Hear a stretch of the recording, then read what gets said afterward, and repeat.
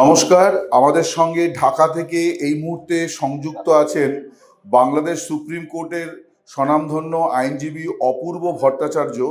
তার সঙ্গে আমরা কথা বলবো যে প্রায় দীর্ঘ 5 মাস পর আজ চিন্ময় কৃষ্ণ দাস, যিনি বাংলাদেশ হিন্দু জাগরণ মঞ্চের আহ্বায়ক, তিনি জামিন পেলেন। তো এই জামিনের বিষয়টা নিয়ে আমরা কথা বলবো যে কেন এতদিন পাননি এবং আজকে কি কারণে হাইকোর্ট তার জামিন মঞ্জুর করলো। অপূর্ব ভট্টাচার্য, আপনাকে দ্য ওয়ালে অনেক স্বাগত জানাই। আপনি যদি এই বিষয়ে আমাদের একটুখানি বলেন যে কিভাবে শেষ পর্যন্ত জামিন পেলেন চিন্ময় কৃষ্ণ দাস। আপনাকে ধন্যবাদ।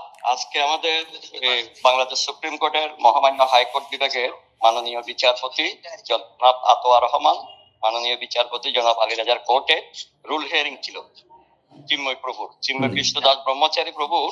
আজকে রুল হিয়ারিং ছিল। যে রুলটা আগে দিয়েছিলেন, সেই 4-2 যে রুলটা দিয়েছিলেন, সেটা আজকে হিয়ারিং হয়েছে। এবং হিয়ারিং হওয়ার পরে যেখানে আমরা যেটা আর্গুমেন্ট করেছি সেটা হচ্ছে যে সেডিশনের মামলাটা ওনার বিরুদ্ধে আনয়ন করা হয়েছে, যে অভিযোগটা আনয়ন করা হয়েছে দেশদ্রোহিতার মামলা, দেশদ্রোহী রাষ্ট্রদ্রোহিতার মামলা, সেটা সেরকম কোন রকমের ইনগ্রেডিয়েন্ট, সেরকম কিছু এখনো পর্যন্ত প্রমাণিত হয় নাই। এখনো পর্যন্ত কোনো পুলিশ রিপোর্ট আসে নাই। তো দীর্ঘ এতদিন পর্যন্ত প্রায় 25/10 এই যেটা ঘটনাকে নিয়ে, যেটা 31/10 যেটা করেছে, আপনার এজাহার করেছে, এফআইআর করেছে এবং 26/11 উনি অ্যারেস্ট হয়েছেন, সেই থেকে এই পর্যন্ত কোন রকমের কোনো ডেভেলপমেন্ট নাই। অতএব আমরা যাতে জামিনটা পাই, এটাই আমাদের বক্তব্য ছিল। এবং উনি দেশপ্রেমিক, উনি দেশদ্রোহী না। এবং দেশপ্রেম ছিল বিদায়ী বাংলাদেশের জাতীয় পতাকাকে সর্বোচ্চ সম্মান দিয়েছেন। ওনার বক্তব্যই ছিল জননী জন্মভূমি স্বর্গাদপি গরীয়সী, জননী এবং জন্মভূমি স্বর্গের চেয়ে উত্তম। এই মন্ত্রে উনি দীক্ষিত এবং এই মন্ত্র সারা বাংলাদেশে উনি ওনার সমস্ত বক্তব্যে উনি কিন্তু তুলে ধরেছেন। অতএব উনি একজন দেশপ্রেমিক, সবচাইতে দেশপ্রেমিক।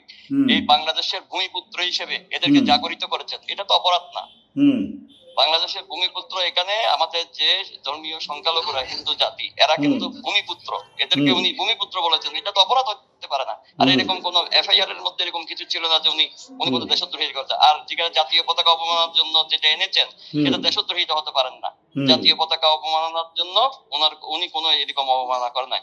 উনি সবসময় জাতীয় পতাকা প্রদর্শন করেছেন এবং জাতীয় সঙ্গীত গেয়ে অনুষ্ঠান শুরু করতেন, সমস্ত অনুষ্ঠান। কোর্ট এর জন্য সন্তুষ্ট হয়েছেন, সন্তুষ্ট হয়ে আমাদেরকে জামিন মঞ্জুর করেছেন, রুল অ্যাবসলিউট করেছেন। আচ্ছা, আপনাকে অনেক ধন্যবাদ ওয়ালের তরফ থেকে আমাদের সঙ্গে কথা বলার জন্য। আপনি ভালো থাকুন। নমস্কার।